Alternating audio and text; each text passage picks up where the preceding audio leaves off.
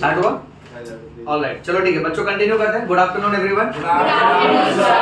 Today we will continue with our section of physics, the chapter named as gravitation. अभी देखो last lecture में हम लोग ने इसमें केपलर के 3 लॉ तक स्टडी किया है बेटा। आज हम लोग इसका आगे का पार्ट कंटिन्यू कर रहे हैं। So we all are on text book page number 6। Yes sir. अच्छा, now before we start with this lecture बच्चों, हम लोग यहाँ पे ये बात क्लियर कर लेते हैं कि जितना भी न्यूमेरिकल्स है ना, वो मैं आपको एक साथ करवाऊंगा। यानी what we are doing is, पहले ये चैप्टर का पूरा थियरी पढ़ लेंगे, फिर एक लेक्चर में सिर्फ सम्स करवाऊंगा बेटा। क्योंकि सम्स करने का स्ट्रैटेजी ऐसा होगा कि पहले मैं पूरा फॉर्मूला लिस्ट दे दूंगा इसका, ताकि हम लोग ये चैप्टर में कितने फॉर्मूला है उसको मेमोराइज कर लें। फिर उसके पीछे ही हम लोग सॉल्व्ड एग्जांपल और अनसॉल्व्ड एग्जांपल दोनों करेंगे। ठीक, now page number 6, come to paragraph of pink box बेटा। डू यू नो, चेक करो। Yes. Okay, now look on board. बच्चों, समुद्र के किनारे जब भी हम लोग टाइड्स देखते हैं, यानी हम क्या देखते हैं कि पानी की जो लहर है कभी कभी बहुत ऊंची ऊंची उठती है और इतना ज्यादा आती है कि जो कोस्टल मार्जिन है उसको भी क्रॉस करके बाहर आ जाती है। तो ऐसे टाइम पे हम लोग उसको बोलते हैं कि हाई टाइड है बेटा। और कभी कभी तो हम लोग ऐसा देखते हैं कि पानी एकदम पीछे ही रह जाता है बेटा, तो उसको क्या बोलते हैं? Low tide. अब आज का क्लास हम लोग स्टार्ट करेंगे एक नॉलेज से, जो आपको साइंस में याद रखना है कि जब भी हम लोग पानी में हाई टाइड और लो टाइड देखते हैं, उसका मेन रीजन होता है मून। तो ये जो भी है, this is because of attraction which is caused by the moon. Now the story is somewhat like this कि बेटा लेट अस अज्यूम, सपोज ये अपना planet earth, and let us assume that कि अब मून अगर इस तरफ है ना बेटा, तो आप कुछ पानी का लेवल कुछ ऐसा इमेजिन करो।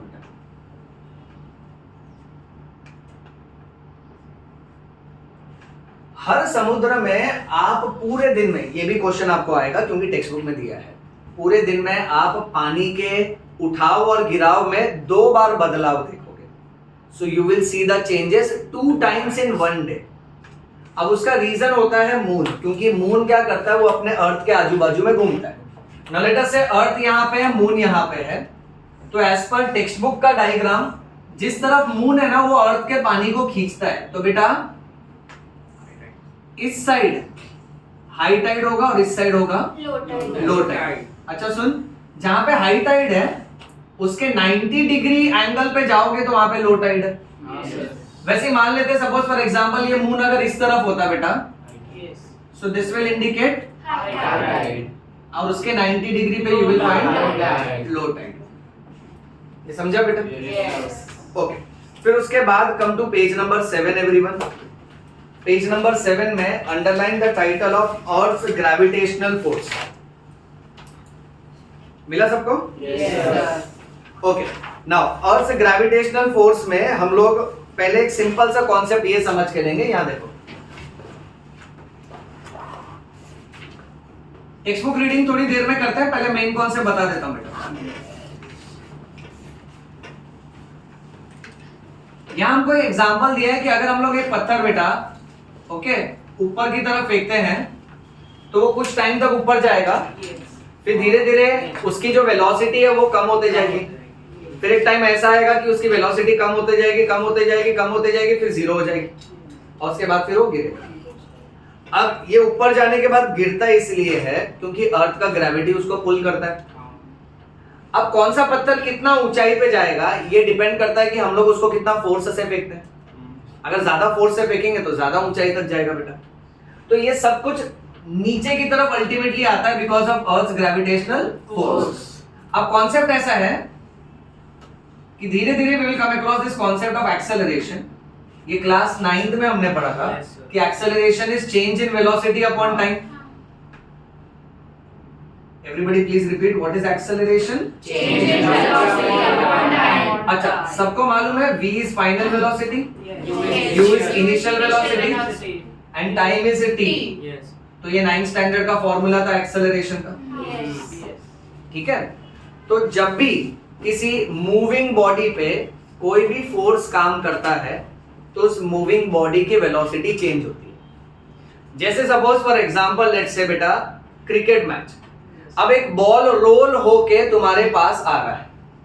अब तुमने अगर बॉल को स्टॉप कर दिया तो तुम क्या कर रहे हो, जिस डायरेक्शन में बॉल आ रहा है उसके ऑपोजिट डायरेक्शन में तुमने फोर्स लगाया, तो धीरे धीरे बॉल का जो स्पीड है, उसका जो वेलोसिटी है वो बेटा धीरे धीरे कम हो जाएगा। बट सपोज अगर बॉल तुम्हारी तरफ आ रहा है बेटा और तुमने वही डायरेक्शन में उसको हिट किया, तो अब उसका स्पीड और बढ़ जाएगा। तो कैसा होता है ना, कभी भी किसी मूविंग बॉडी पे जब आप फोर्स अप्लाई करते हो तो उसका जो भी वेलोसिटी रहता है वो वेलोसिटी बदलता है। सो वेलोसिटी कितना बदलता है, कितना टाइम में, उसको एक्सेलरेशन बोलते हैं। और यही एक्सेलरेशन अगर ग्रेविटेशनल फोर्स की वजह से है तो इसको हम लोग बोलेंगे एक्सेलरेशन ड्यू टू ग्रेविटी। इसका सिंबल होगा स्मॉल जी बेटा। अब सब लोग पहले ये याद कर लो, स्मॉल जी का मतलब क्या होगा, acceleration due to gravity.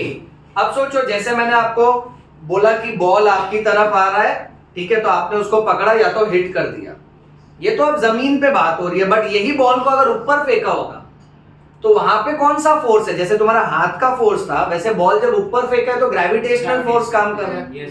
So gravitational force की वजह से जो एक्सेलरेशन होता है उसको बोलते हैं एक्सेलरेशन ड्यू टू ग्रेविटी। अब यहाँ कुछ बच्चों से कंफ्यूजन ये हो जाता है, पिछले लेक्चर में हमने कैपिटल जी पढ़ा था, that was universal constant, correct है, it was universal constant of gravitation बेटा। तो अब इस चैप्टर में ये याद कर लो कि कैपिटल जी का मतलब होता है यूनिवर्सल कांस्टेंट ऑफ ग्रेविटेशन। तुमको याद है किसने ढूंढा था इसको, हेनरी कैवेंडिश। क्या नाम था, हेनरी कैवेंडिश। ओके, और यूनिवर्सल कांस्टेंट ऑफ ग्रेविटेशन एक हेल्प ले सकते हो, टेक्स्ट बुक में देखो, पिछले क्लास में हमने पढ़ा था। इसकी वैल्यू बहुत बड़ी सी है, कितनी है वैल्यू ढूंढ के बताओ, -11 newton metre square per KG square. सबको मिला क्या टेक्स्ट बुक में? कौन से पेज नंबर पे? 4 पे येलो बॉक्स। हाँ, यूज योर ब्रेन पावर मिला वहां पे? Yes sir. अच्छा, अब बेटा एक चीज अभी से बता देता हूँ, सुनो। जैसे इसकी वैल्यू हमने लास्ट लेक्चर में पढ़ी थी ना, वैष्णवी रिपीट करो, कितनी थी value? 6.673 into 10 raised to -11 newton metre square kilogram minus, हाँ, किलोग्राम रेज टू -2, ठीक है। राम रिपीट करो बेटा। 6.673 into 10 - 11 and 10 raise to -11 newton metre square per KG square. अगर पर बोलोगे ना तो केजी स्क्वायर बोलने का, और पर नहीं बोलोगे ना तो केजी रेज टू -2 बोलने का। ये समझा? अब आपको एक बात बताता हूँ बच्चों, अभी हम लोग जो नेक्स्ट पार्ट करने वाले हैं ना, नेक्स्ट पार्ट बहुत ही ज्यादा इंपॉर्टेंट है, बट एडवांस में पहले एक बात बता देता हूँ कि जी का value 9.8 metre per second square होगा बेटा।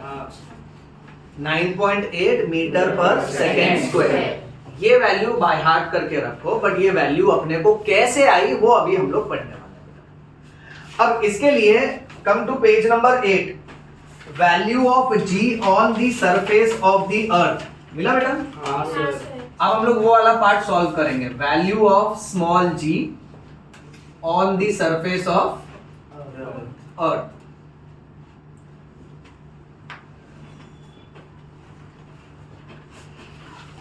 ओके, अब बच्चों यहां देखो, हमने हमारे लास्ट लेक्चर में स्टडी किया था कि ग्रेविटेशनल फोर्स जो है ना, उसका फॉर्मूला था G m1 multiplied by m2 upon r square. r मतलब डिस्टेंस हो गया बेटा, m1 और m2 दो ऑब्जेक्ट्स का मास है, दो ऑब्जेक्ट जो एक दूसरे से r के डिस्टेंस पे है, ओके, तो उसका ग्रेविटेशनल फोर्स का फॉर्मूला ये था। बट ये हमने 9th स्टैंडर्ड में पढ़ा है बेटा कि फोर्स का एक और सिंपल सा फॉर्मूला है कि force is mass into acceleration. याद है सबको?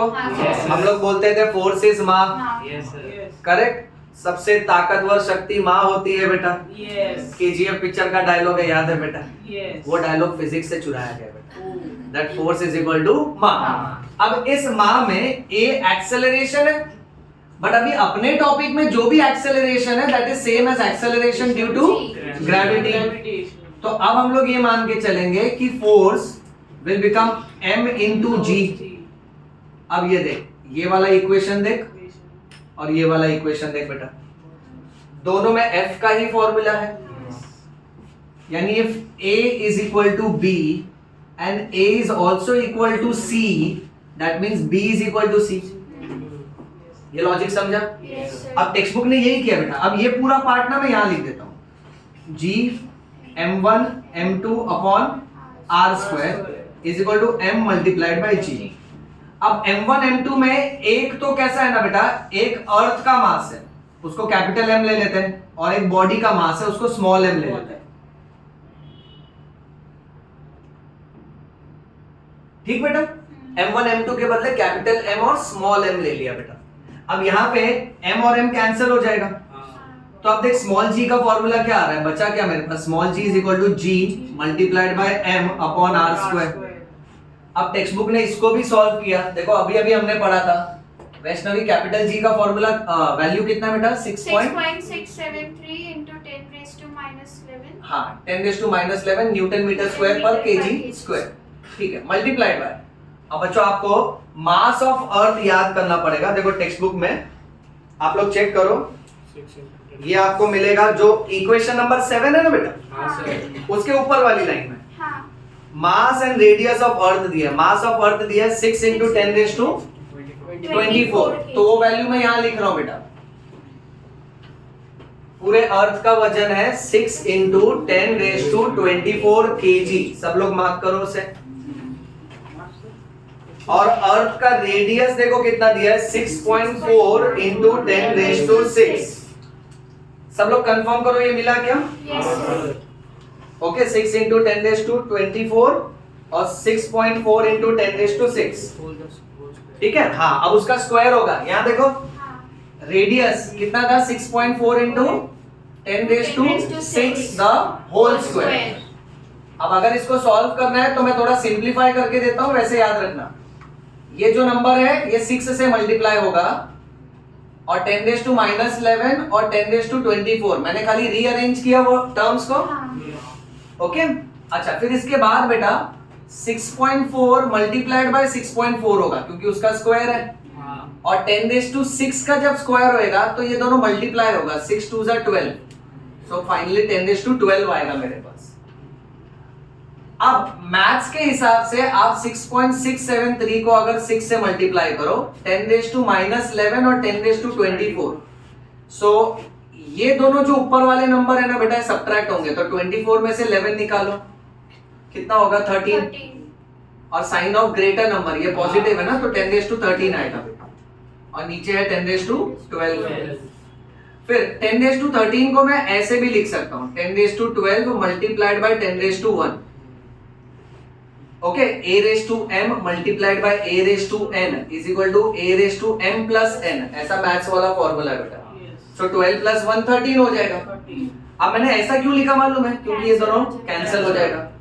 अब 10 raised to 1 यानी 10, ओके, तो अल्टीमेटली 6.673 को 6 से मल्टीप्लाई करो, फिर जो भी आंसर आएगा उसको 10 से मल्टीप्लाई करो। अब ये जरूरी नहीं है सॉल्व करना, क्योंकि अपने को आंसर सॉल्व दिया है।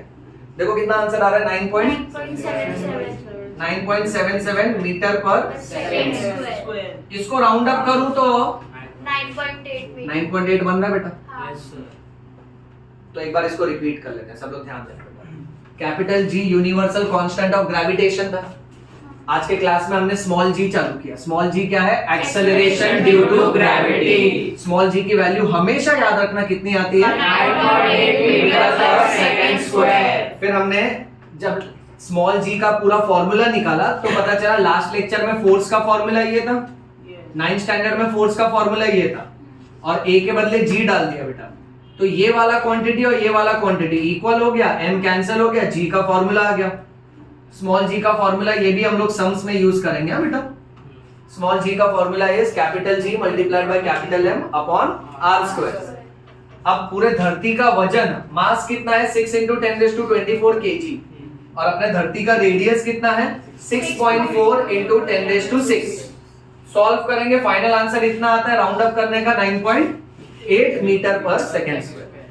सब लोग कंफर्म करो, इतना समझा अच्छे से? एक स्टेप नहीं समझा, वो 6.4 वाला वो कैंसिल। अच्छा हाँ, ये वाला देखो, ये एक्चुअली ना ये पूरे का स्क्वायर है, तो ये स्क्वायर इसको भी मिलेगा, तो हमने क्या किया 6.4 मल्टीप्लाइड बाय 6.4 प्लस ये स्क्वायर इसका भी है ना, सो a रेज टू m का स्क्वायर होता है ना, तो ये दोनों मल्टीप्लाई होता है पावर बेटा, तो ये हो जाएगा 10 रेज टू 12।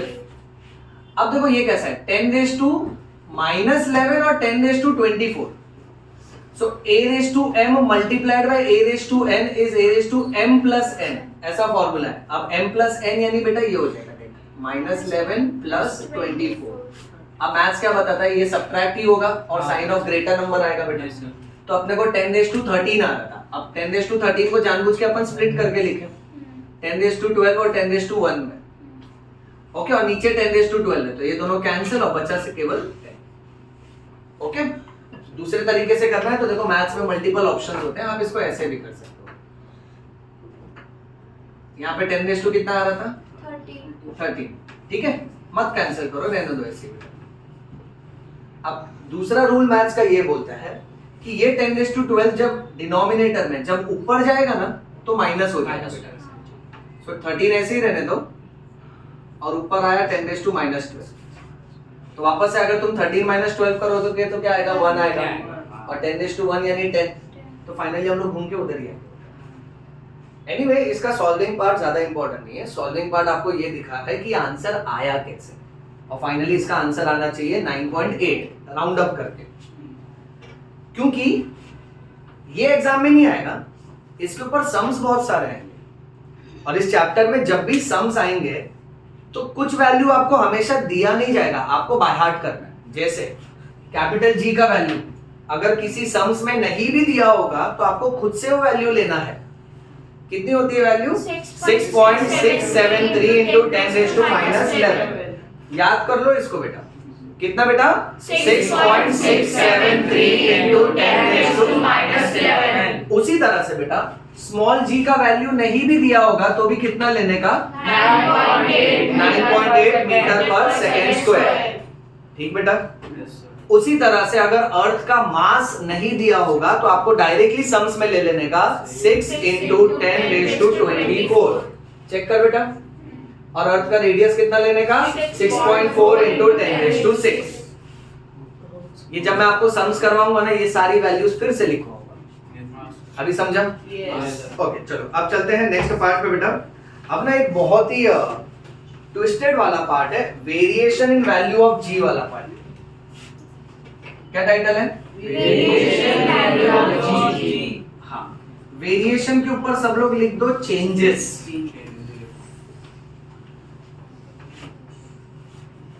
यानी जी का जो वैल्यू है वो बदलता है, किसके किसके हिसाब से बदलेगा। Number 1, it will change along the surface of the earth. हाँ, so change along the surface of the earth. पहले टाइटल बाय टाइटल चलो, हाँ बेटा। अच्छा, सेकंड कब चेंज हो सकता है? Change height. हाँ, जैसे जैसे अर्थ से ऑब्जेक्ट का हाइट चेंज होते जाएगा, स्मॉल जी का वैल्यू भी चेंज होते जाएगा। और एक टाइटल होगा नीचे देखो, चेंज विद डेप्थ। हाँ, so that is change with depth. तो यहाँ पे अपना फर्स्ट प्रेजेंटेशन खत्म हो जाएगा।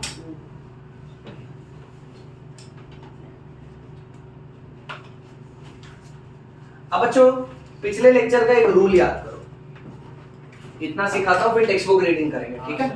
पिछले लेक्चर का रूल याद करो, जब भी कोई अल्फाबेट सामने सामने होता है ना, उसको डायरेक्टली प्रोपोर्शनल बोलते हैं, और जब भी कोई अल्फाबेट एक ऊपर और एक नीचे होगा ना, उसको इनवर्सली प्रोपोर्शनल बोलते हैं। जैसे मान लेते हैं इस वाले फॉर्मूला में मास और एक्सेलरेशन ड्यू टू ग्रेविटी दोनों डायरेक्टली प्रोपोर्शनल है कि इनवर्सली प्रोपोर्शनल?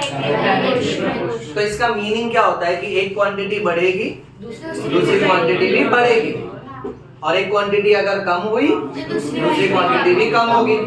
यानी आंसर करो, अगर मास बढ़ा तो स्मॉल जी भी बढ़ेगा, मास अगर कम हुआ तो स्मॉल जी भी कम होगा। बट बेटा कभी भी इसको और नीचे वाले को देखोगे ना तो ये इनवर्सली प्रोपोर्शनल होता है। ध्यान दे रहे हैं सब लोग बेटा? इनवर्सली प्रोपोर्शनल यानी एक क्वांटिटी अगर बढ़ेगी तो ये वाली क्वांटिटी कम होगी, और ये क्वांटिटी अगर कम होगी तो ये बढ़ेगी। यानी अगर रेडियस बढ़ गया तो जी का वैल्यू कम हो जाएगा। और अगर रेडियस कम हो गया तो जी का वैल्यू बढ़ जाएगा। इसी के ऊपर 3 पैराग्राफ है। ये अगर समझ लिया ना तो इसी के ऊपर 3 पैराग्राफ बहुत आसानी से सॉल्व हो जाएंगे। अब इसमें जो पहला वाला है, change along the surface of the अर्थ, अब वहां पे बच्चों आप चेक करो, 2 नंबर वाले वैल्यू दिए। बोला है कि वैल्यू ऑफ जी का वैल्यू हमारे पोल में सबसे ज्यादा होता है। पोल यानी नॉर्थ पोल और साउथ पोल। कितना दिया है वैल्यू बेटा? 9.832 मीटर पर सेकंड हाँ, square. 9.832 metre per second square. Very good बेटा। और यही स्मॉल जी का वैल्यू सबसे कम इक्वेटर कहां पे बताया है? इक्वेटर पे। कितना बताया इक्वेटर में? 9.78 मीटर पर सेकंड स्क्वायर। अच्छा, अब इसको है ना देखो कैसे समझना है, मालूम है बेटा? एक बात बताता हूं, अपने को ऐसा बोला गया है कि अपना अर्थ जो है ना वो अपने को डायग्राम में ऐसा सर्कल स्फेरिकल दिखाते हैं, बट फैक्ट ऐसा है कि अर्थ थोड़ा सा ना यहां से और यहां से खींचा हुआ है, यानी एग्जैक्ट नहीं बट थोड़ा सा ओवल शेप। अब यहाँ पे अपन थोड़ा रफ हैंड ड्राइंग से दिखाते हैं इसको, यानी आप समझ रहे हो यहां से और यहां से खींच गया बेटा। ओके, अब वैसे ही यहाँ पे इमेजिन करते हैं।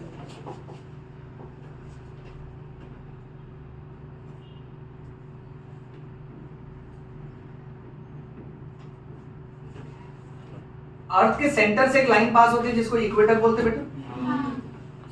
अब देख, जी का वैल्यू ना अर्थ के सरफेस पे बदलेगा, यानी ये इक्वेटर है और ये जो है बेटा ये नॉर्थ पोल और ये साउथ पोल। अब बात ध्यान से सुनो, जैसे जैसे मैं इक्वेटर से पोल की तरफ जाते जाऊंगा बेटा, इक्वेटर से पोल की तरफ जाऊंगा तो देखो ना अर्थ का सारा ग्रेविटी तो सेंटर से शुरू होता है बेटा, करेक्ट है? तो मुझे एक बात बता, अब ना इसको देख, पोल की तरफ ये डिस्टेंस और इक्वेटर की तरफ का डिस्टेंस है। अब क्योंकि ये अंडे के शेप का है, दोनों में से कौन सा वाला डिस्टेंस लंबा है, कौन सा छोटा है? छोटा पोल वाला। पोल वाला, ये छोटा है हाँ। और ये वाला थोड़ा बड़ा है। अच्छा, अगर अपना अर्थ परफेक्ट गोल होता तो दोनों डिस्टेंस इक्वल होता। Yes, sir। हाँ। बोलो यस और नो? Yes। ओके, तो अगर ये डिस्टेंस बढ़ गया, ठीक है, सो आर तो डिस्टेंस ही है ना, जैसे अर्थ का रेडियस इक्वेटर की तरफ इतना दिखा रहा है और पोल की तरफ थोड़ा कम दिखा रहा है, तो अगर ये वाली वैल्यू बढ़ गई तो ये वाली वैल्यू कम हो जाएगी। तो अब तुम नोटिस करो, इक्वेटर वाला डिस्टेंस बढ़ गया इसलिए इक्वेटर पे जी का वैल्यू कम है। मैं वापस से बोल रहा हूं, ये चीजें है ना रटने वाली नहीं है, समझने वाली है बेटा। सेम दिमाग लगा, पोल की तरफ यहाँ पे ये जो डिस्टेंस है, ओके, पोल की तरफ का डिस्टेंस कम हो रहा है इसलिए जी का वैल्यू बढ़ रहा है। तो देख पोल की तरफ जो वैल्यू है वो 9.832 है, इससे ज्यादा है, समझा? तो अभी पहले सब लोग ये याद करो, पोल पे वैल्यू कितनी आ रही है? 9.832 मीटर पर सेकंड स्क्वायर। इक्वेटर पे कितनी आ रही है? 9.78 मीटर पर सेकंड स्क्वायर। और कोई पूछेगा ना ऐसा रीजन कि क्यों ऐसा अलग अलग आ रहा है, तो पहले तो बोलने का कि अर्थ गोल नहीं है, अर्थ थोड़ा सा कैसा है? ओवल शेप का है, यानी इक्वेटर की तरफ उसका डिस्टेंस ज्यादा है सेंटर से और पोल की तरफ उसका डिस्टेंस कम है। फिर आखिरी बात बोलने का कि भाई देख, स्मॉल जी और डिस्टेंस जो है इनवर्सली प्रोपोर्शनल है, डिस्टेंस बढ़ेगा तो स्मॉल जी कम होगा, डिस्टेंस कम होगा तो स्मॉल जी बढ़ेगा। Makes sense? यस। तो यहाँ पहला वाला पार्ट क्लियर। दूसरा वाला, चेंज इन हाइट वाला पैराग्राफ पे। अब चेंज इन हाइट पे ना सबसे मेन एक काम करते हैं बेटा, वहां एक टेबल अलग से ही दे दिया अपने को, वो टेबल है ना यहाँ पे मेंशन करते हैं। पहले बताया कि अर्थ के सरफेस पे, सरफेस ऑफ अर्थ जिसका हाइट कितना दिया है? 0। यहाँ एच टी यानी हाइट, तो हाइट दिया है 0 किलोमीटर, तो उस पे जी का वैल्यू कितना है? 9.8 है मीटर पर सेकेंड स्क्वायर। अच्छा, फिर माउंट एवरेस्ट की बात की है बेटा, यस। चलो हेल्प करो, माउंट एवरेस्ट में हाइट कितना दिया है? 8.8। अब ऐसा सोच, जब जब ये वाला पार्ट देखेगा ना बेटा, तो सोच suppose for example let's say इसको मान के चलते हैं अर्थ सरफेस,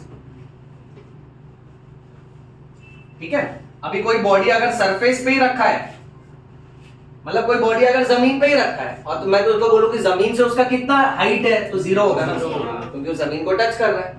तो वैसे ये बॉडी अभी अर्थ के सरफेस पे है। अच्छा, अब सोच, suppose for example mount Everest, वो तो अर्थ सरफेस से ऊंचाई तक जाता है बेटा। सो अर्थ से कितना किलोमीटर ऊपर है?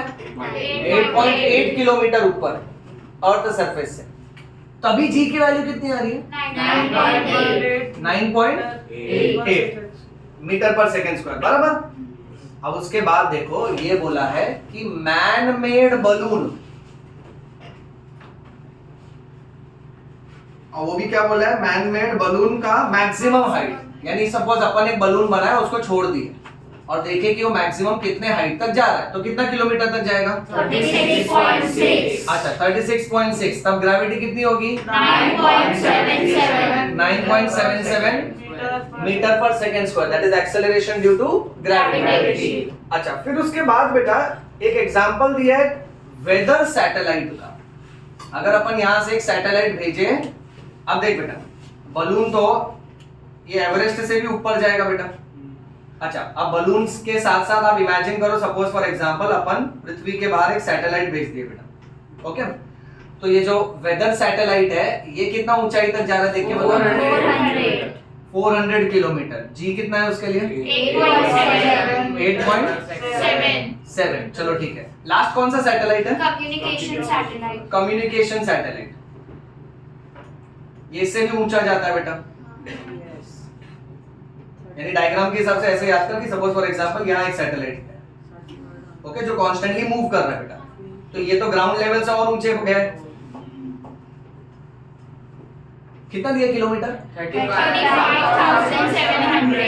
35,700 किलोमीटर। सोचो अर्थ सरफेस से इतना ऊपर, जी का वैल्यू 0.225। ओके, अब यहाँ पे हाइट के हिसाब से देख क्या देख रहे हो? सेम वाला रूल लगा, अगर हाइट बढ़ते जा रहा है तो जी का वैल्यू कम होते जा रहा है। जैसे सपोज फॉर एग्जांपल कोई यहाँ पर बैठा है अर्थ सरफेस पे, ये तो सरफेस है ना बेटा, तो सरफेस से उसका डिस्टेंस 0 है, ठीक है, तो जी उतना का उतना ही है।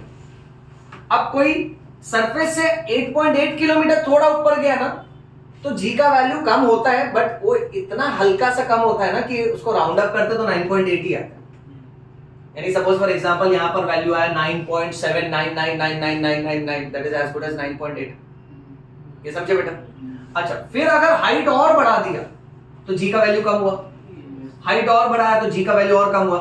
देख, शुरू तो 9.8 से किया था ना बेटा, और जब हाइट बहुत ही ज्यादा बढ़ा देते हैं तो ऑलमोस्ट जी का वैल्यू 0 होने लगा। नोटिस किया बेटा? तो यहाँ पूरे में आप क्या सीख रहे हो कि हाइट बढ़ेगा तो जी का वैल्यू कम होगा। यहाँ पर भी आपने वही सीखा था, बट यहाँ हाइट मत बोलना, यहाँ पे इक्वेटर और पोल बोलना, ठीक? चलो, अब लास्ट वाला टाइटल क्या है कि जी का वैल्यू बदलेगा किसके हिसाब से? डेप्थ के हिसाब से। अब डेप्थ के हिसाब से आप ऐसा सोचो, जैसे ये अपना प्लैनेट अर्थ बेटा, ठीक है, कोई यहाँ सरफेस पे है, सरफेस के बाद थोड़ा और अंदर आया, और अंदर आया, ऐसे कर करके वो सेंटर की तरफ आ रहा है। तो अभी अपन सरफेस से ऊंचा बाहर अंतरिक्ष में नहीं जा रहे, सैटेलाइट वगैरह नहीं, आप धरती के और अंदर आ रहे हैं। So we are trying to come towards the core of the earth बेटा। अब इसमें पॉइंट देखो, इसमें जो लाइन बोलता हूं मार्क कर लेना बेटा। हाँ, इसमें सेकंड फर्स्ट लाइन से मार्क करो, the value of R in equation 5 decreases as one would think that the value of G should increase. R कम हो रहा है तो जी का वैल्यू बढ़ना चाहिए, ऐसा लिखा वहां पे। ये देख, जितना काम का उतना रखता हूं, ये देख बोर्ड पे देख बेटा, आर अगर कम हो रहा है तो जी का वैल्यू बढ़ेगा। अब मुझे एक बात बता, पहले जब बॉडी यहां पे था, अब बॉडी यहां पे है, तो पहले ये पूरा आर था ना, इतना पूरा, अब बॉडी अंदर आया तो आर का वैल्यू कम हो गया। सो आर का वैल्यू कम होने से जी का वैल्यू बढ़ना चाहिए, बट यहां कहानी में ट्विस्ट है, जी का वैल्यू फिर भी कम होता है in spite of being inversely proportional. अब उसके पीछे रूल ऐसा है कि जितना तुम अंदर आएगा उतना अर्थ का इतना मास भी तो कम हो रहा है ना, हाँ, बोल समझ रहा है कि नहीं बेटा? yes, यानी ये भी तो कम हो रहा है ना। इसलिए अब एक मेन बात ये याद रखना है कि जैसा जैसा हम लोग अर्थ के गहराई में जाते जाएगा तो स्मॉल जी का वैल्यू भी कम होते जाएगा। सो ये फाइनल। अब यहाँ पे एक चीज तुमको ट्विस्ट करने के लिए एग्जाम में बोल सकते हैं कि अगर डेप्थ बढ़ते जा रहा है तो आर कम हो रहा है तो जी तो बढ़ना चाहिए। तो बोलने का कि डेप्थ के मामले में अर्थ का क्या कम होते जा रहा है? मास भी कम होते जा रहा है। Is that clear? yes, अब इतना पूरा रिलेट करते हैं टेक्स्ट बुक से। एवरीवन एक एक मार्किंग करवाता हूं, ठीक है? चिंता नहीं करना, just come to paragraph which I tell you. पहले वो पेज नंबर 6 पे आओ, टाइड्स वाला पार्ट रीड करेंगे, ठीक है? चलो वैष्णवी तुम पढ़ो बेटा टाइड्स का part. Do you know? You must be knowing about the high and low tides that occur regularly in the sea. The level of sea water at any given location along seashore increases and decreases twice a day at regular intervals. High and low tides occur at different times at different places. The level of water in the sea changes because of the gravitational force exerted by the moon. हाँ, अब ये line mark करो सब लोग। याद रखना पानी का लेवल बढ़ता है और कम होता है because of gravitational force exerted by the moon. So high tide और लो टाइड किसके पुल की वजह से होता है? मून की वजह से। ओके, कंटिन्यू बेटा।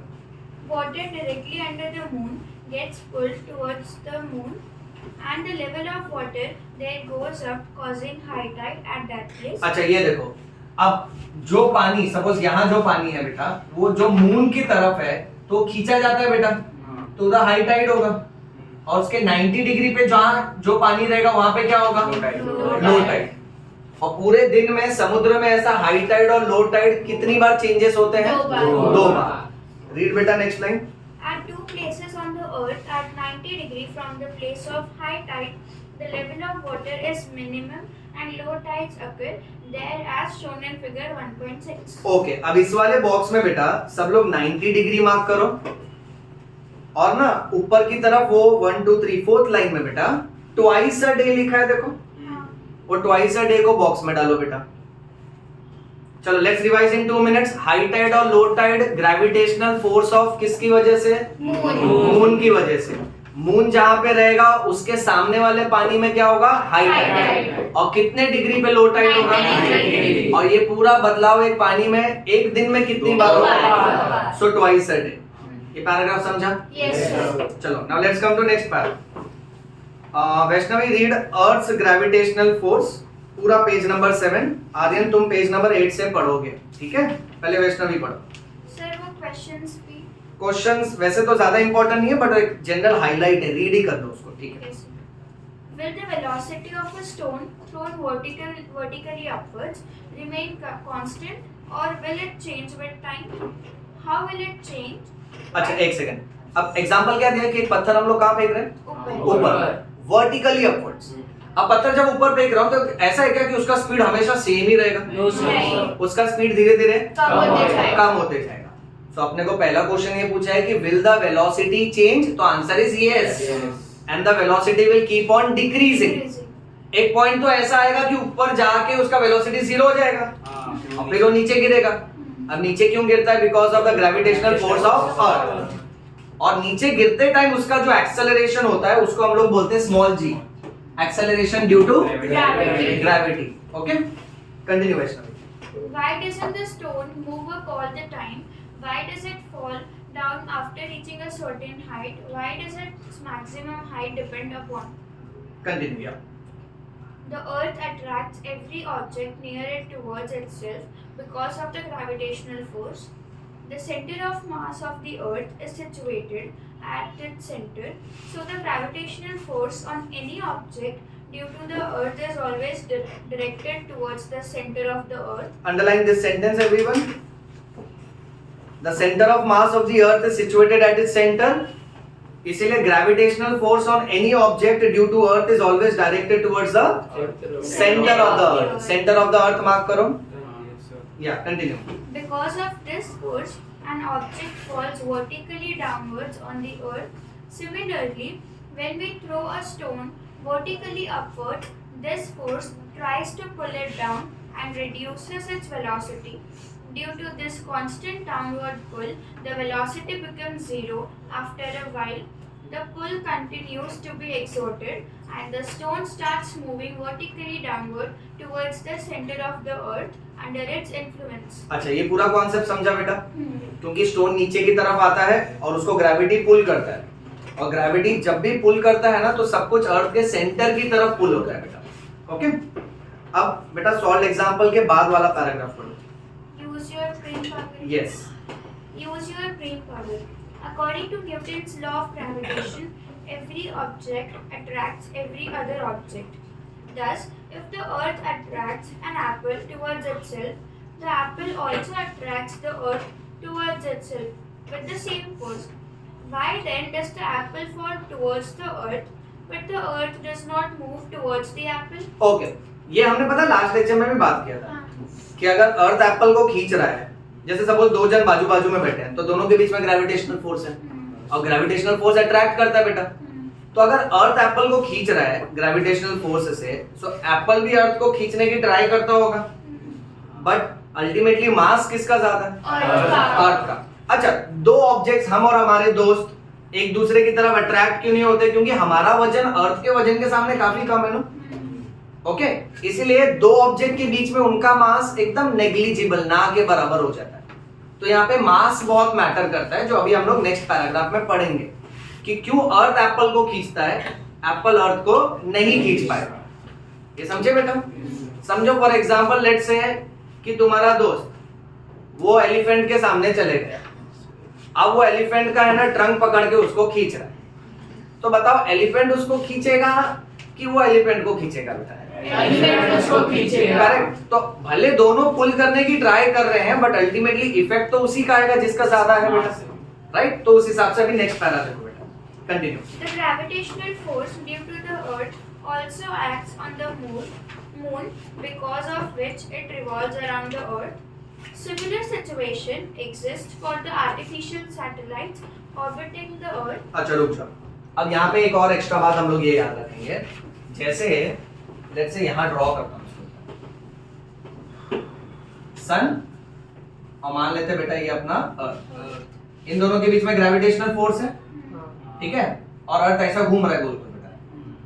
तो जैसा सन और अर्थ के बीच में ग्रेविटेशनल फोर्स है, ये वाली लाइन हमको कह रही है, वैसे ही अर्थ और मून के बीच में भी ग्रेविटेशनल फोर्स है, इसलिए मून भी अर्थ के आजू बाजू में घूम रहा है बेटा। प्लस अपन जो सैटेलाइट भेजते हैं, सपोज फॉर एग्जांपल ये अपना एक सैटेलाइट, सो अर्थ और मून के बीच में और अर्थ और सैटेलाइट के बीच में भी ग्रेविटेशनल फोर्स होता है बेटा। ओके, और इसकी वजह से जैसे अर्थ सन के चक्कर लगाता है वैसे ही मून और सैटेलाइट अर्थ के चक्कर लगाता है बेटा, राइट? कंटिन्यू बेटा। The moon and the artificial satellites orbit the earth. The earth attracts them towards itself, but unlike the falling apple, they do not fall on the earth. Why? This is because of the velocity of the moon and the satellites along their orbits. रुक जाना बेटा, अब ये line भी बहुत अच्छी line है बेटा। देखो क्या बोल रहे हैं मालूम है कि ये मून जैसे घूम रहा है ना अर्थ के आजू बाजू में, तो एप्पल की तरह मून गिरता नहीं है अर्थ के पास, क्योंकि अगर मून का वेलोसिटी रुक जाता तो वो एप्पल जैसा गिर जाता बेटा। बट मून का तो खुद का भी तो वेलोसिटी है ना, इसलिए मून कंटिन्यूअस घूम रहा है बेटा। ये बात याद रखना कि सैटेलाइट और मून घूमते टाइम अर्थ के ऊपर गिरते नहीं है, क्योंकि उनके पास अपना खुद का वेलोसिटी होता है। ये समझे बेटा? Yes. और जब मान लो ऐसा जो घूम रहा है ये मून, अगर इसका वेलोसिटी स्लो हो गया, स्लो होके अगर जीरो हो गया तो अर्थ का ग्रेविटी वाला फोर्स इफेक्ट में आ जाएगा बेटा, तो उसको खींच लेगा। ये समझा? Yes. चलो कंटिन्यू, फिनिश करो पैरा बेटा। If this velocity was not there, they would have fallen on the earth. हाँ, ये लाइन समझा? सेम बोला है। चलो आगे, अब तुम पढ़ो अर्थ gravitational acceleration. The earth exerts gravitational force on objects near it. According to Newton's second law of motion, a force acting on a body results in its acceleration. Thus, the gravitational force due to the earth on a body results in its acceleration. This is called acceleration due to gravity and it is denoted by g. Okay सब लोग mark करो. आदित्य अभी जब भी पढ़ो तो small G बोलो, because we know there is existing capital G also. Okay चलो everybody underline acceleration due to gravity and it is denoted by small G. Acceleration is a vector. Underline vector. चलिए यहां board पे देखिए, यहां corner में लिख देता हूं. फिजिक्स में दो तरह की क्वांटिटी होती है. वेक्टर और स्केलर. एक होती है स्केलर क्वांटिटी, एक होती है वेक्टर क्वांटिटी. जब भी किसी भी चीज का आप सिर्फ अमाउंट देखते हो, अमाउंट को हाइफंडू लैंग्वेज में मैग्नीट्यूड बोलते हैं, तो उसको स्केलर क्वांटिटी बोलना है. बट जब किसी भी पैरामीटर का आप मैग्नीट्यूड तो देख ही रहे हो, उसके साथ साथ आप उसका डायरेक्शन भी देख रहे हो, तो उसे वेक्टर क्वांटिटी बोलना है. जैसे मैं आपको एक एग्जांपल देता हूं. डिस्टेंस जो है ना वो स्केलर क्वांटिटी है, बट डिस्प्लेसमेंट जो है ना वो वेक्टर क्वांटिटी. मैं एक एग्जांपल देता हूं, सब लोग एकदम ध्यान से सुनो. सपोज इश्मित मुझे बोलता है कि सर मैं ना 5 किलोमीटर चल के आया. ध्यान से सुनना. सो 5 किलोमीटर डिस्टेंस हो गया बेटा. बट अगर इश्मित मुझे बोलता है सर मैं 5 किलोमीटर नॉर्थ डायरेक्शन में चल के आया, तो अब ये मेरे को क्वांटिटी भी बता रहा है और डायरेक्शन भी बता रहा है. करेक्ट. तो देखो जब सिर्फ क्वांटिटी होती है तो उसको डिस्टेंस बोल देंगे हम लोग, बट उसके साथ साथ डायरेक्शन आ गया तो डिस्प्लेसमेंट बोलते हैं. एक और फनी एग्जांपल ले. सपोज इश्मित मुझे बोलता है सर पूरा दिन ना आज मैं 10 किलोमीटर चला. ठीक है. फिर मैंने बोला बेटा कैसे, तो बोलता है सर कैसे है ना कि पहले मैं 5 किलोमीटर चला, फिर मैं 5 किलोमीटर फिर से चला, तो मैं जहां था वहीं पे आ गया हूं. अब बात ध्यान से सुनना. अब अगर अपन इसका स्केलर क्वांटिटी देखेंगे तो अपन बोलेंगे हाँ 10 किलोमीटर का काम हुआ है, बट डायरेक्शन देखेंगे तो कोई काम नहीं हुआ है, जीरो काम हुआ है. आप समझे. इसीलिए दो तरह की वैल्यूज आ जाती है. सब लोग ये याद रखना, जहां पे सिर्फ मैग्नीट्यूड होता है उसको स्केलर बोलते हैं, जहां पे मैग्नीट्यूड और डायरेक्शन दोनों होता है उसको वेक्टर बोलते हैं. ठीक है. चलो आर्यन कंटिन्यू बेटा. As the gravitational force on any object due to the earth is directed towards the center of the earth, the direction of the acceleration due to gravity is also directed towards the center of the earth, that is vertically downwards. Okay चलो look here. Small G is acceleration due to gravity. उसका value है 9.8 metre per second square. और क्योंकि small जी जो है ये कैसा quantity है, तो पब्लिक तुमसे पूछेगा कि उसका डायरेक्शन बता, तो बोलने का इसका डायरेक्शन भी क्या है, towards the earth, that is centre of the earth. Last line mark करो जो आर्यन ने पढ़ा अभी.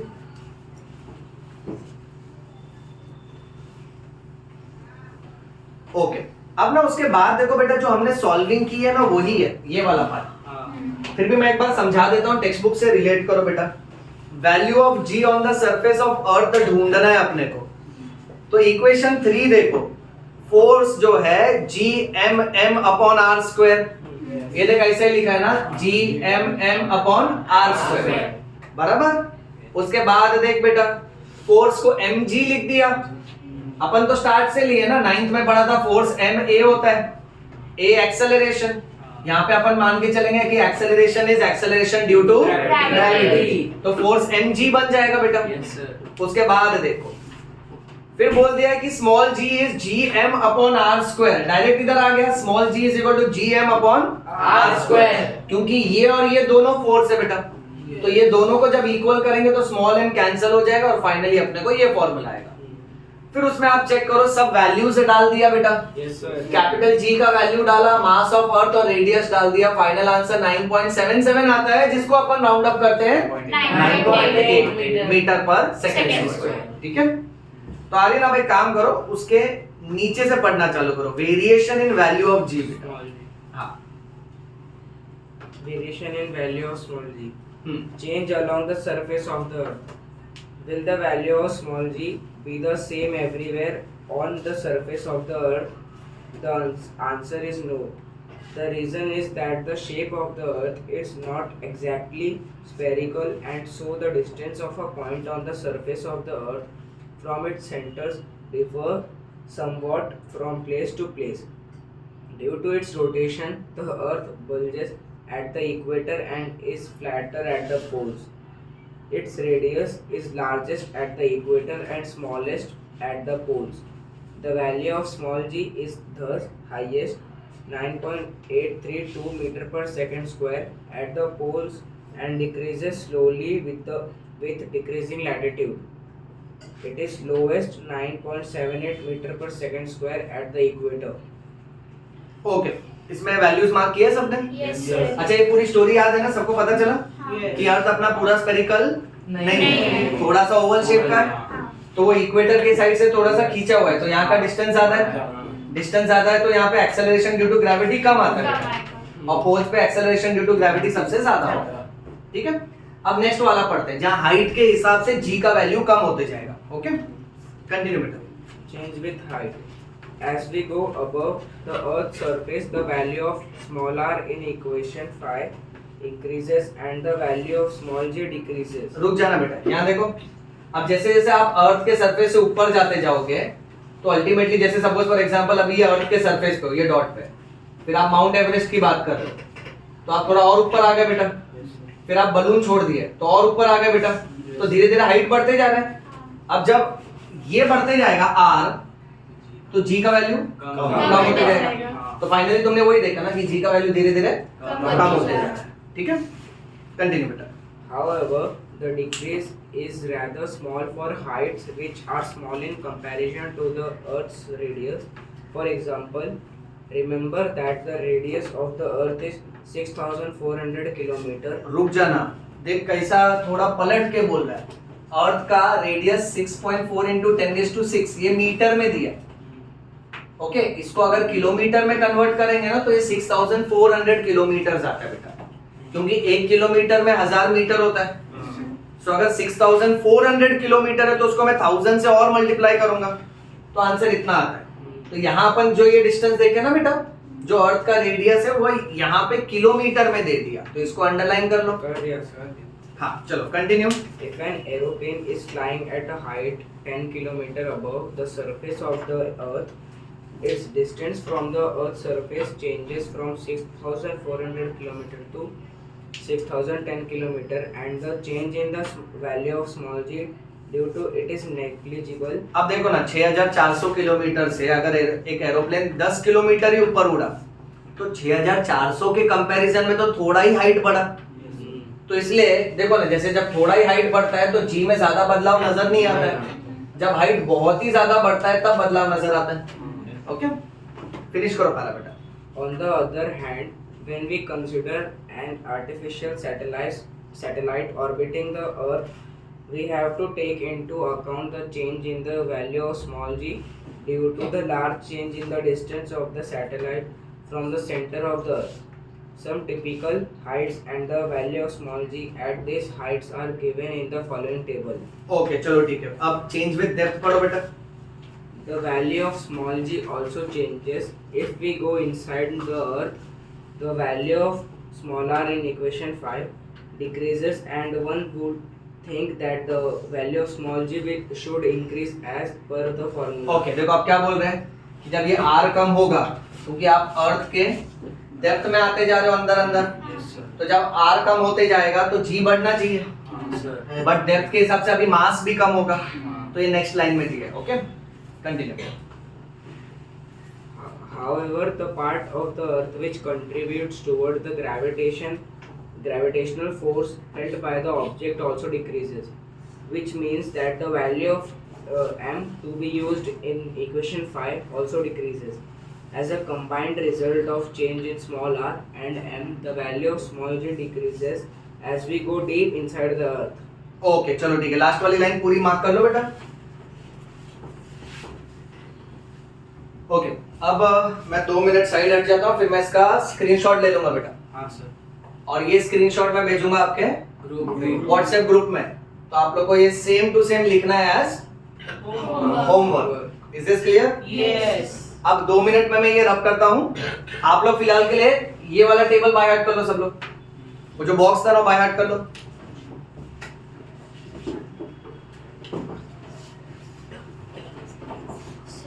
हाँ बेटा, हाँ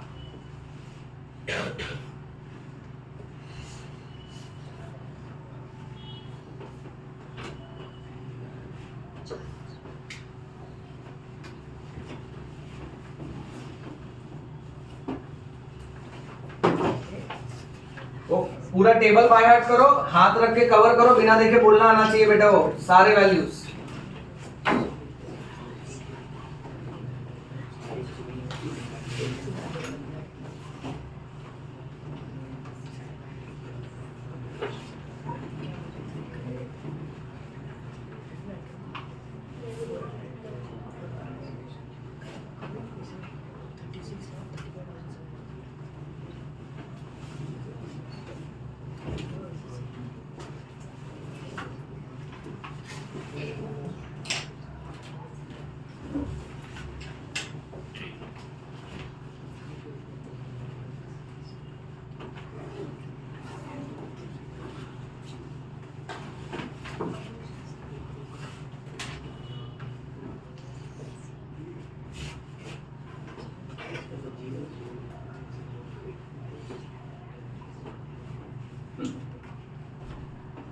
मैम एसी बंद कर दो।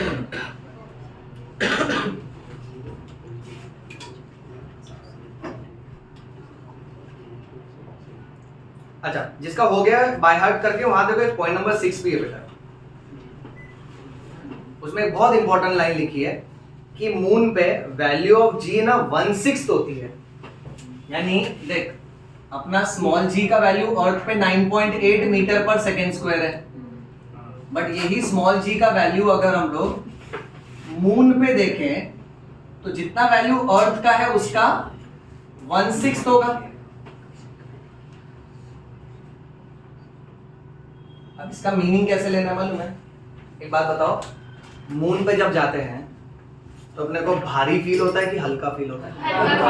हल्का फील होता है। ऐसा हमने अलग अलग वीडियोस ये सब में देखा है कि लोग फ्लोट करते हैं, क्योंकि वहां पे स्मॉल जी का वैल्यू अर्थ के स्मॉल जी के मुकाबले 1/6 टाइम्स कम है। इतना याद रखना। इसका दूसरा मीनिंग क्या होता है मालूम है? यानी अगर मैं एक पत्थर ऐसा फेंकता हूं ऊपर तो अर्थ तो उसको खींचेगा वापस, और अर्थ का जो एक्सेलरेशन ड्यू टू ग्रेविटी है वो 9.8 है। तो मालूम मैंने ताकत से एक पत्थर को फेंका, वो पत्थर सपोज फॉर एग्जांपल गया लेट से सपोज 1 किलोमीटर तक, ठीक है? उतने ही ताकत से अगर आप उस पत्थर को मून से फेंकोगे ना तो 6 किलोमीटर ऊंचा जाएगा। क्यों 6 गुना ज्यादा ऊपर गया? क्योंकि वहां की एक्सेलरेशन ड्यू टू ग्रेविटी 6 गुना कम है। समझा? Yes sir. दूसरी बात, सपोज फॉर एग्जांपल स्वयं मेरे पास आया, स्वयं बोलता है सर मेरा मदद करो, मैं खाना बहुत कम खा रहा हूं फिर भी मेरा वजन बढ़ते जा रहा है। हंसो नहीं बेटा, स्वयं बढ़ जाएगा तुम। स्वयं बोला सर कुछ बताओ मेरे को, मेरा वजन बढ़ते जा रहा है, और सर कोई शॉर्टकट बताओ कि वजन तुरंत कम होना चाहिए। मैं बोला देख स्वयं तेरे को डाइट करना पड़ेगा, तेरे को जिम जाना पड़ेगा, कार्डियो करना पड़ेगा, फिर तेरे को भागना पड़ेगा, दौड़ना पड़ेगा। बोला सर ये सब मेरे से ना हो पाएगा, आप ऐसा कुछ बताओ कि तुरंत वजन कम हो। तो मैं बोला एक काम कर, तू चांद पे जा। अब सोचो चांद क्यों सजेस्ट किया इसको? क्योंकि वहां पे एक्सेलरेशन ड्यू टू ग्रेविटी 6 गुना कम है। तो स्वयं का वजन अगर यहाँ धरती पे 60 किलो है तो वहां पे 10 किलो दिखाएगा। तो वहां पे सीधा डिवाइड बाय 6 करने का, ये समझे? तो मैंने उसको बोला तो देख तेरा वजन सीधा 10 किलो हो जाएगा, एक ही सोल्यूशन है, तू डायरेक्ट मून पे जा। बोलता सर क्या मजाक कर रहे हो? मैं बोला बेटा शुरू कौन किया? क्योंकि वजन अचानक से कम होता नहीं। ये समझा? अब ये पॉइंट मार्क करो सब लोग, 1/6 मार्क करो, फिर उसके आगे मार्क करो as a result using the same amount of force we can jump how many times higher on the moon? 6 times. 6 times higher. Underline 6 times बेटा। यानी अगर आप यहाँ अभी ग्राउंड लेवल पे जंप करते हो, आप एक हाइट तक जंप करके वापस आ जाते हो, बट उतनी ही ताकत से अगर आप मून पे जंप करोगे ना तो 6 गुना ज्यादा हाइट पे जंप कर पाओगे। ठीक है, चलो फिर उसके बाद नेक्स्ट बहुत इंपॉर्टेंट कॉन्सेप्ट है मास और वेट का।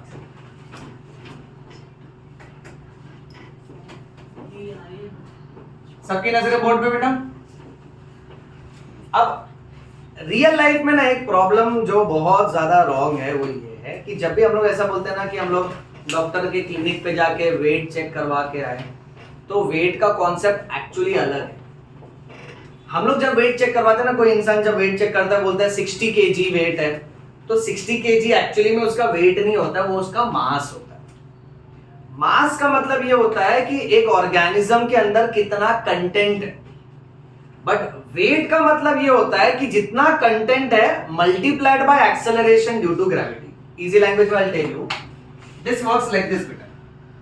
मास का मतलब होगा स्मॉल m, बट वेट का मतलब होता है कि उस पे कितना ग्रेविटेशनल फोर्स काम कर रहा है। और हम सबको मालूम है force is m into a, और धरती पे a का वैल्यू g होता है, यानी यहां जो फोर्स है वो mg हो जाएगा बेटा।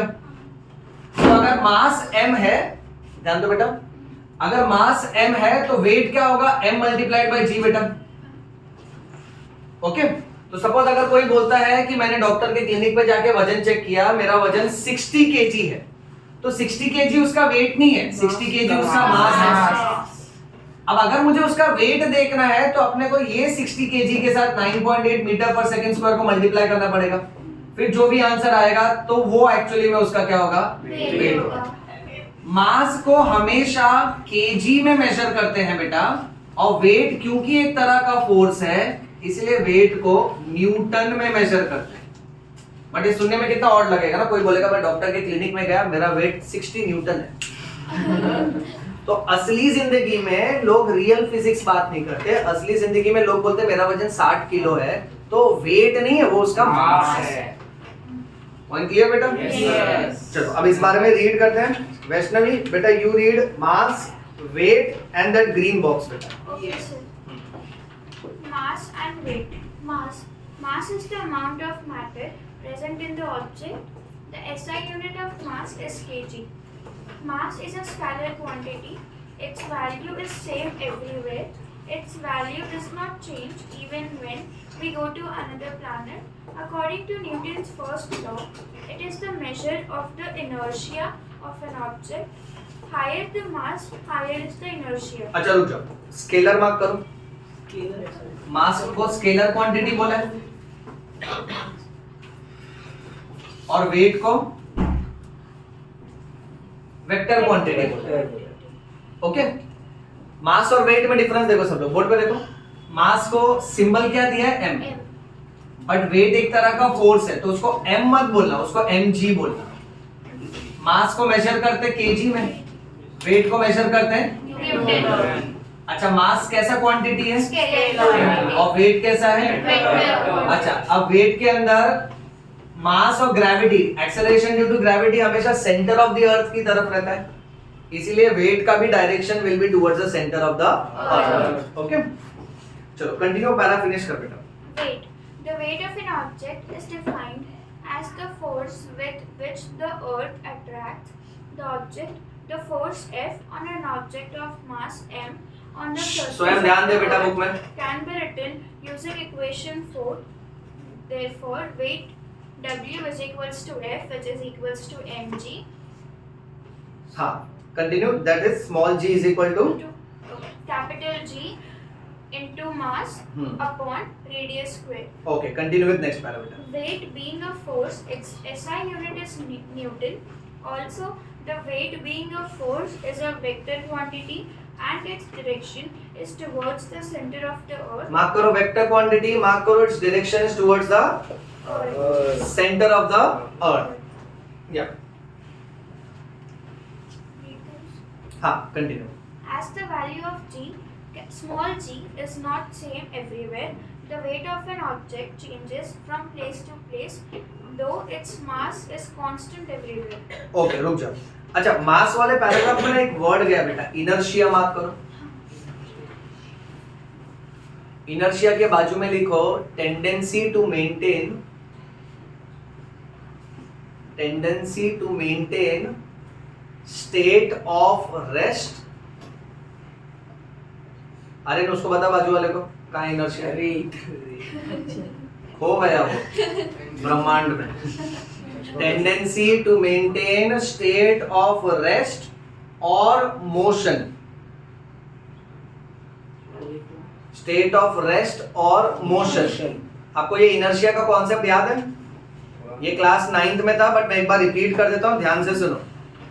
देखो बच्चों, जब हम लोग सब बस में बैठते हैं या ट्रेन में बैठते हैं या किसी गाड़ी में बैठते हैं, गाड़ी जब ब्रेक मारती है अपने को आगे की तरफ झटका लगता है, वो इनर्शिया की वजह से होता है। इनर्शिया का कॉन्सेप्ट ये कहता है कि हर ऑब्जेक्ट, जैसे कि अपन भी, अगर हम लोग रेस्ट पे हैं तो हम हमारे रेस्ट की पोजीशन को मेंटेन करना चाहेंगे, और अगर हम मूव कर रहे हैं तो हम वो मूविंग पोजीशन को ही मेंटेन करना चाहेंगे।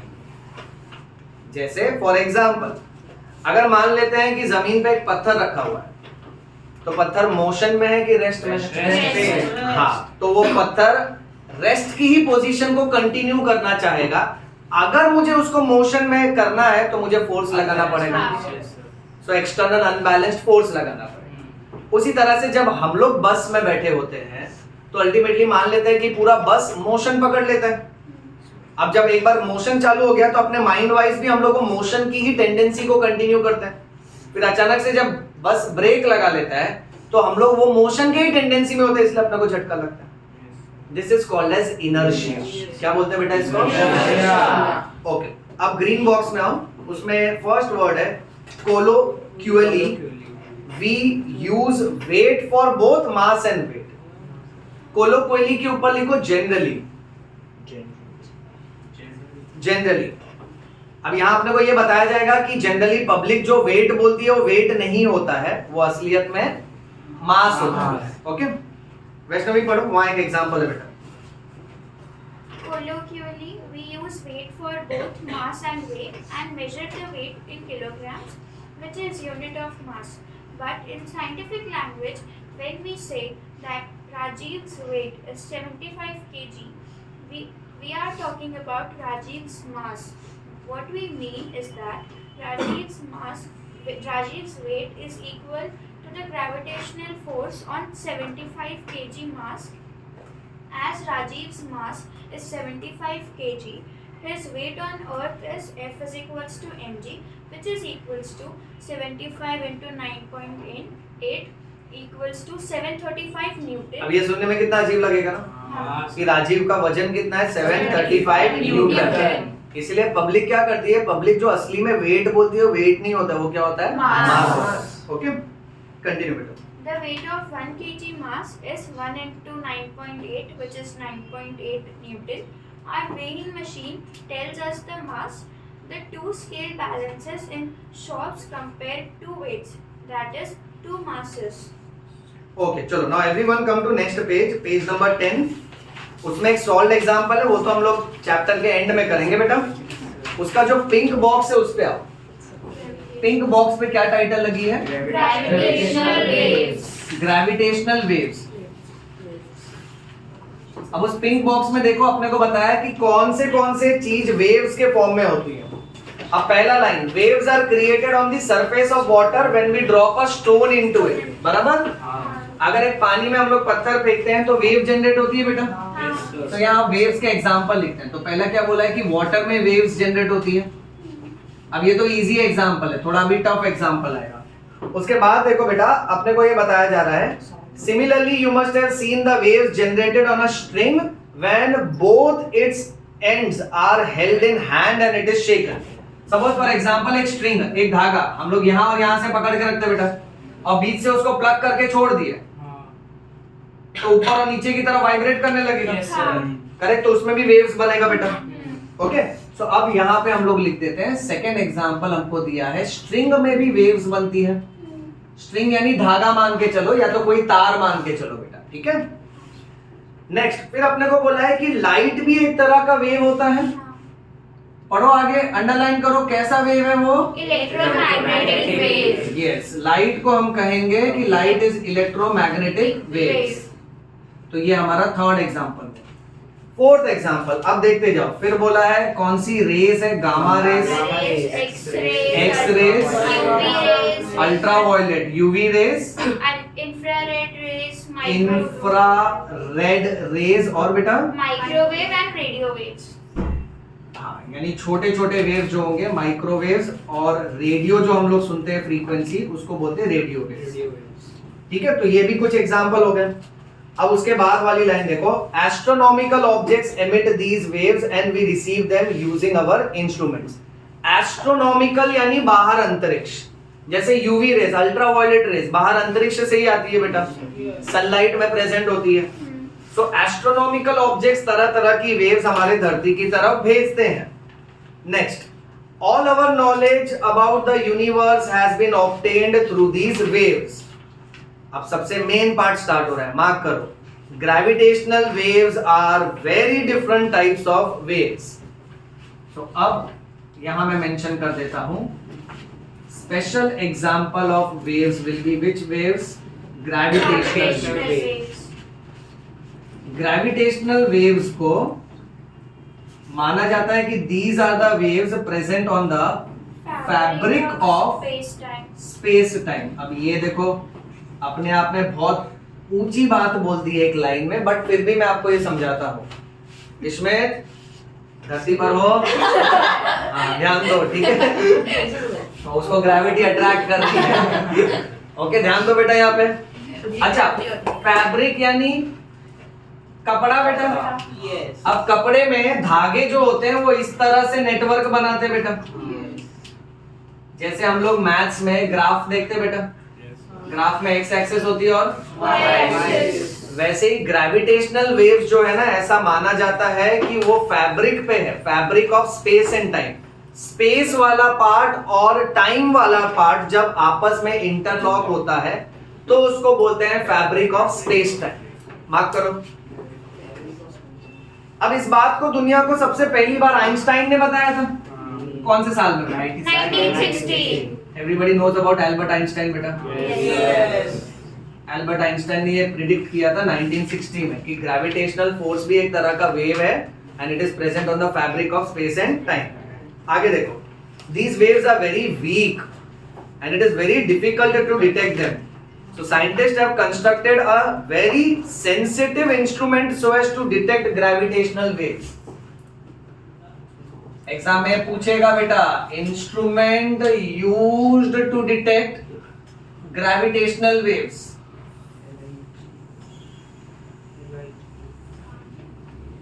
उसका शॉर्ट फॉर्म क्या दिया देखो आगे, LIGO। अच्छा, उसमें अभी LIGO में L से क्या है? लेजर। I से interferometric. Very good, interferometric. Gravitational wave observatory। waves observatory। अच्छा बच्चों, जैसे thermometer is used to measure temperature, वैसे टेक्स्ट बुक हमको बोल रहा है कि हमने एक इंस्ट्रूमेंट बनाया है ग्रेविटेशनल वेव्स को डिटेक्ट करने के लिए। ये जो ग्रेविटेशनल वेव्स होती हैं ये बहुत ही ज्यादा कमजोर होती हैं। इन वेव्स को डिटेक्ट करने के लिए इंस्ट्रूमेंट बनाया है जिसको LIGO बोलते हैं। Everybody on board?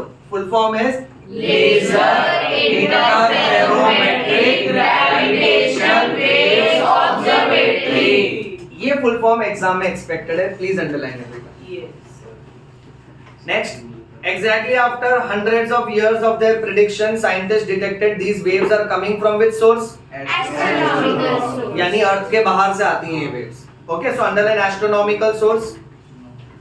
Indian scientists have contributed significantly in this discovery. This discovery has opened a new path to obtain information about the universe। चलो, one last section, mark next title of free fall बेटा। अब इसमें ना आपको, अच्छा यहाँ देखो बेटा, इस कॉन्सेप्ट को ना ऐसे समझो, ये फ्री फॉल वाला कॉन्सेप्ट कहता है बच्चों, सपोज फॉर एग्जांपल अगर मैं एक राउंड बॉल ले लेता हूं, ध्यान दो बेटा, इसमें जिंदा हो ना, कोमा में मत जाना, बहुत इंपॉर्टेंट टॉपिक चालू है। ओके, अच्छा अगर हम लोग एक राउंड बॉल ले लेते हैं और सपोज अगर मैं एक लाइट फेदर ले लेता हूं, और मान लेते हैं कि हम लोग वो दुनिया की ऊंची बिल्डिंग कौन सी, बुर्ज खलीफा। हाँ, एकदम ऊंचाई पे जाते हैं और वहां से हम लोग ये दोनों को ड्रॉप कर देते हैं। सबसे नीचे तक पहले कौन पहुंचेगा, बॉल। अच्छा, और बाद में कौन पहुंचेगा, अब मैं तुमको एक बात बताता हूँ, इसमें है ना एक अलग लेवल का कॉन्सेप्ट है जिसको फ्री फॉल बोलते हैं। जब ये बॉल और फेदर गिरता है ना, तो अभी तो कैसा है कि यहाँ धरती पे एयर, एटमॉस्फेयर, ये सब है। एक कॉन्सेप्ट होता है जिसको वैक्यूम बोलते हैं। क्या बोलते हैं, वैक्यूम। वैक्यूम मतलब कुछ भी नहीं है वहां पे, सॉलिड नहीं, लिक्विड नहीं, गैस नहीं, इवन एयर भी नहीं है, एयर इज एब्सेंट। अगर वैक्यूम में हम लोग ऐसे दो ऑब्जेक्ट को फेंकते हैं तो ये दोनों ऑब्जेक्ट एक साथ गिरते हैं, ये बात याद रखो। अब रीजन ऐसा होता है कि नॉर्मल सिचुएशन में जब हम लोग इसको फेंकते हैं ना, तो वो सिचुएशन में इसका फ्री फॉल नहीं होता है बेटा। फ्री फॉल का कॉन्सेप्ट का मतलब होता है कि जब भी आप ऑब्जेक्ट को यू मेक इट फॉल, तो कैसा है ना कि वो ऑब्जेक्ट अभी जब हवा रहेगा ना, तो हवा क्या करेगा, जैसे सपोज फॉर एग्जांपल यहाँ हवा है नीचे और ऊपर से मैंने अगर ये बॉल फेंक दिया, तो बॉल जब नीचे आएगा तो वो हवा को चीर के जाएगा नीचे। सो हवा और बॉल के बीच में फ्रिक्शनल फोर्स होगा। देखो कौन सा फोर्स एग्जिस्ट करता है जो फ्री फॉल को रोकता है। पहला कौन सा फोर्स मैंने कहा, फ्रिक्शनल फोर्स। प्लस एक नया वर्ड याद रखना जिसको कहते हैं बॉयंट फोर्स।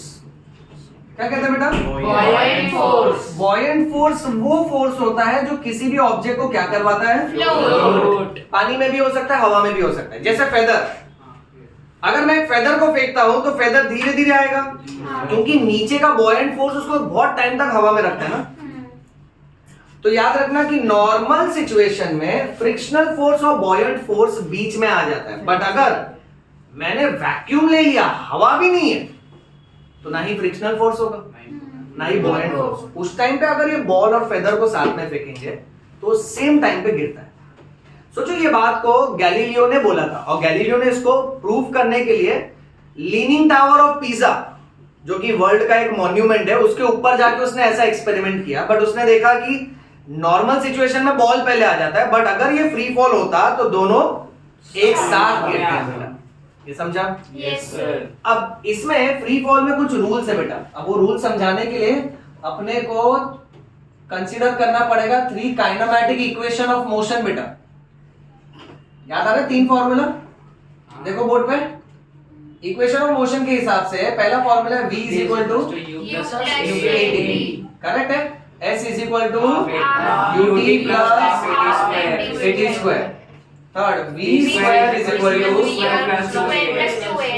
याद है ना सबको? जिसको अगर ये नहीं याद है तो याद रखो, ये तो आना ही चाहिए क्योंकि टॉपिक में और भी फॉर्मूलाज आने वाले बेटा। तो अभी आपका अभी बाहर कर लो, v is equal to u plus at, s is equal to ut plus half at square, v square is equal to u square plus 2as। अब बच्चों ये सब में u क्या हो जाएगा, Initial velocity। Initial velocity. चलो ठीक है, बताओ v क्या होगा, Final velocity। Final velocity. एक एक अल्फाबेट देखते जाओ बेटा। फिर क्या बचा, a क्या होगा, Acceleration। एक्सेलरेशन। t क्या होगा, Time। टाइम। चलो पहला formula clear. Second formula s, Distance। Distance नहीं, गलत। Displacement। s मतलब डिस्प्लेसमेंट लेना है, ठीक है। हाँ, कोई कोई सम्स में डिस्टेंस भी ले सकते हैं, कोई कोई सम्स में, ठीक है। फिर u हो गया, t तो बोल दिया, a और t भी हो गया, बाकी सब कवर हो गया। Yes sir। अब जब भी हम ऑब्जेक्ट को ऊपर से ड्रॉप करेगा तो हमेशा स्टार्टिंग में इनिशियल वेलोसिटी तो 0 होती है। ध्यान दे रहे सब लोग? Yes। इसमें सांस ले रहे हो बेटा, जिंदा रहो, ठीक है। अच्छा, फिर दूसरी बात, इस चैप्टर में a same as g, a और g को साथ में रखने का। a मतलब Acceleration। और g मतलब, Acceleration due to gravity। स्वयं रिपीट, व्हाट इज g बेटा? Gravitation. ग्रेविटेशन। तुझे पनिशमेंट, सारा का सारा प्रेजेंटेशन 3 टाइम्स लिखेगा समझो। a is acceleration, what is small g बेटा? Acceleration due to gravity। What is small g? Gravity. देख कोमा का मरीज बोल रहा है, याद रखना है सब लोग, ठीक है। रुको, फिनिश करते हैं। अब a के बदले g लिखना है, u को 0 लिखना है। ये देख बेटा, तो v is equal to u 0 हो जाएगा, a के बदले g और फिर t ऐसे का ऐसे, so v is equal to gt।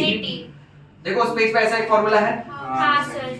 वो फॉर्मूला को बॉक्स में डालो बेटा, डाला हुआ इंपॉर्टेंट है। पॉलिसी में डालो। चलो बेस्ट बेस्ट बेस्ट, चलो ठीक है कंटिन्यू करते हैं। यहाँ देखो अब s is equal to ut plus half at square, u का value 0 into t plus half into a के बदले g और t square, 0 multiplied by t 0 हो जाएगा।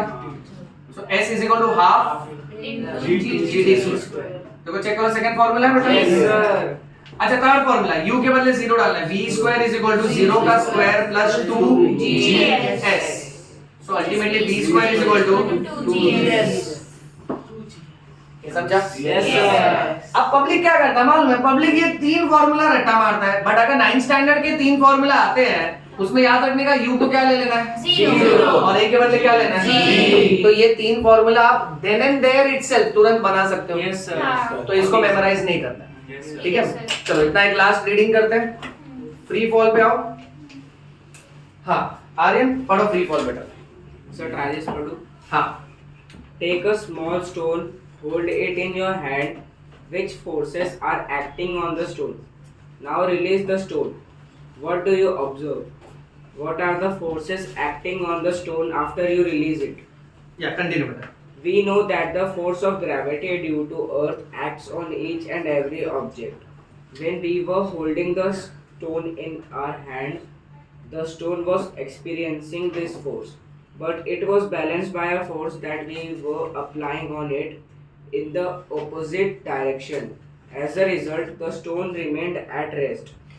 Once we release the stone from our hand, the only force that acts on it is the gravitational force of the earth, and the stones fall down under its influence. Okay यहाँ देखो, इसको simple Hindi में समझते हैं। समझो for example ये stone है बेटा, और इसको हमने हैंड पे पकड़ा हुआ है। अब क्या बोल रहे हैं कि ये स्टोन को ग्रेविटी तो नीचे खींचने की कोशिश कर रहा है, बट फिर भी ये रेस्ट पे है, क्योंकि मैं ऑपोजिट फोर्स दे रहा हूँ ना, तो दोनों फोर्सेस कैंसिल हो गए। अब जब मैं हैंड रिलीज करूंगा तब स्टोन ग्रेविटी के इन्फ्लुएंस में आएगा। तो अब तक हम लोग ने इतना पढ़ा है, ठीक है? Continue. Whenever an object moves under the influence of the force of gravity alone, it is said to be falling freely. Okay ये पूरी लाइन मार्क करो। जब कोई भी ऑब्जेक्ट सिर्फ ग्रेविटी के अंडर मूव करता है, सिर्फ ग्रेविटी, यानी याद रखना फ्रिक्शनल फोर्स भी नहीं, बॉयंट फोर्स भी नहीं, सिर्फ ग्रेविटी, तब उसको फ्री फॉल बोलना है बेटा। Continue. Thus, the released stone is in a free fall. In free fall, the initial velocity of object is 0. Mark करो, फ्री फॉल में u का वैल्यू 0 ना बेटा, Yes, sir. Initial velocity is 0 and it goes on increasing due to acceleration due to gravity of earth. Next line mark करो, during free fall which force due to air opposes the motion बेटा? Frictional Frictional force. force. Frictional force को box में डालो पहले, frictional force बेटा। और next check करो, which force is also acting on the object? buoyant के बाजू में लिखो to float. buoyant means to float. Thus true free fall is possible only in Vacuum. Vacuum के ब्रैकेट में लिखो air absent. Next, for a freely falling object, the velocity on reaching the earth and the time taken for it can be calculated by using Newton's equation of motion. Mark equation of motion beta. For free fall, the initial velocity u is always 0. and acceleration a is equal to G. Thus we can write three equation. तीनों equation important है बेटा. Next, for calculating the motion of an object thrown upwards, acceleration is Negative. in a direction opposite to the velocity and it is always taken as minus g. So किसी भी sums में जब भी कोई भी ऐसा सम आया फिजिक्स में जहां बोला एक बॉडी को ऐसा ऊपर फेंक रहा है, तो उसका g का वैल्यू 9.8 मत लेना, माइनस 9.8 लेना, क्योंकि उसका वेलोसिटी ऐसा जा रहा है और ग्रेविटी उसको नीचे खींचने की कोशिश कर रहा है, तो दोनों डायरेक्शन ऑपोजिट। तो किसी भी सम्स में जब ऑब्जेक्ट को ऊपर फेंका जाएगा ना, g का वैल्यू माइनस लेना है बेटा। So everybody underline minus g. The magnitude of g is the same, but the velocity of the object decreases because of negative acceleration. The moon and artificial satellite are moving under the influence of gravitational field of the earth. Thus they are in free fall. चलो यहाँ stop करते हैं। Pink box से हम लोग next class में करेंगे। Yes, sir. इतना समझा सबको? Yes, sir. ओके चलिए इसको स्टॉप कर दीजिए बेटा।